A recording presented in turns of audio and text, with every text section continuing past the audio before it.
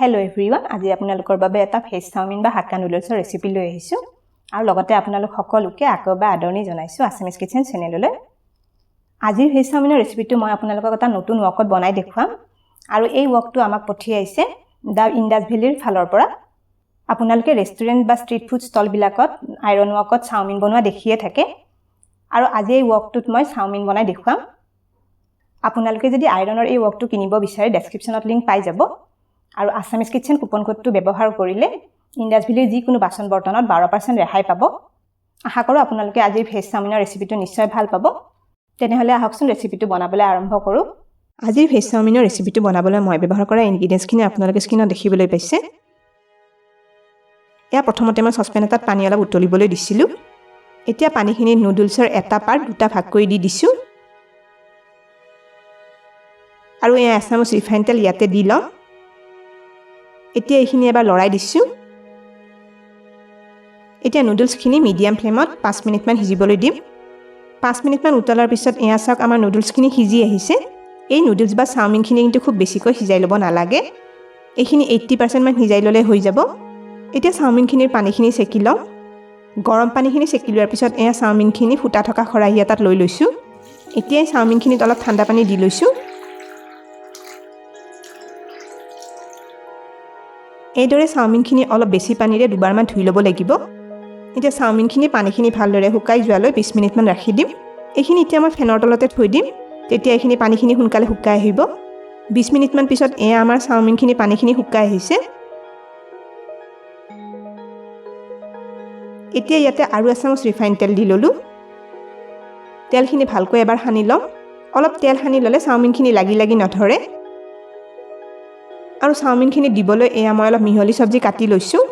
এয়া এটা ডাঙৰ পিয়াজ মিহিকৈ কাটি লৈছো। এয়া এটা কেপচিকাম কাটি লৈছো। এয়া অলপ বন্ধাকবি দীঘলীয়াকৈ কাটি লৈছো আৰু এয়া দীঘলীয়াকৈ কাটি লোৱা এটা গাজৰ লৈছো। আপোনালোকে ইয়াতে আন কিবা বেলেগ চব্জি দিব বিচাৰিলেও দিব পাৰে। এতিয়া ইন্দাছ ভেলিৰ আইৰন ৱকটোত অলপ ৰিফাইন তেল গৰম কৰি লৈছো। এই ৱকটোত চাওমিন বা noodles, fried rice, chicken dry fry বা মিক্স ভেজ ফ্ৰাই আদি বনাব পৰা যায়। আইৰনৰ এই ৱকটো 100% কেমিকেল ফ্ৰী হয়, অৰ্থাৎ ইয়াত কোনো ধৰণৰ কেমিকেল কোটিং নাথাকে। এতিয়া তেলখিনিত এয়া এচামুচ মিহিকৈ কাটি লোৱা নহৰু দি ল'লো। নহৰুখিনি অলপ ফুটি অহাত পিঁয়াজখিনি দি ল'লো। এয়া দি দিছোঁ বন্ধাকবিখিনি। এয়া গাজৰখিনি দিলোঁ আৰু এয়া কেপচিকামখিনিও দি দিলোঁ। চব্জিখিনি এইদৰে লৰাই 1-2 মিনিটমান ভাজি লওঁ। এই ৱকটো নেচাৰেলি ননষ্টিক হয় আৰু সেইবাবে খোৱা বস্তু বনালে ইয়াৰ তলিত লাগি নধৰে। এয়া চব্জিখিনি মই ভাজি ল'লোঁ। এইখিনি কিন্তু খুব বেছিকৈ ভাজি থাকিব নালাগে। এতিয়া চব্জিখিনিত এচামুচ মিহিকৈ কাটি লোৱা আদা দি দিছোঁ। এয়া জোখমতে অলপ নিমখ দি দিলোঁ আৰু এতিয়া চব্জিখিনিত অলপ চচ দি লওঁ। এয়া এচামুচ চয়া চচ দি দিছোঁ। এচামুচ টমেটো চচ দিলোঁ আৰু লগতে এচামুচ চিলি চচ দি দিছোঁ। এতিয়া এইখিনি মিলাই আৰু অকণমান ভাজি লওঁ।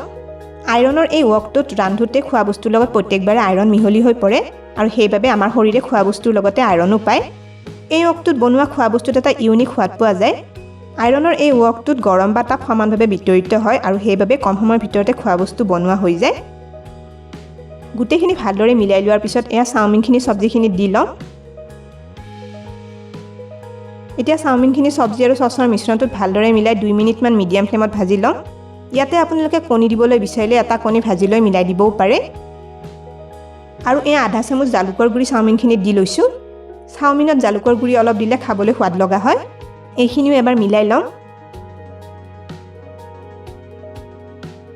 আৰু এতিয়া চাওমিনখিনি চব্জি আৰু চচৰ মিশ্ৰণটোত এবাৰ টছ কৰি এইদৰে মিলাই লওঁ। ঘৰতে থকা একেবাৰে কম বস্তুৰে এইদৰে ষ্ট্ৰীট ফুড ষ্টাইলত চাওমিন বনাব পৰা যায়। আৰু এয়া আমাৰ ভেজ চাওমিন বনোৱা হৈ গৈছে। শেষত এয়া এচামুচ ভাজা বাদাম চাওমিনখিনিৰ ওপৰত ছটিয়াই দি লৈছোঁ।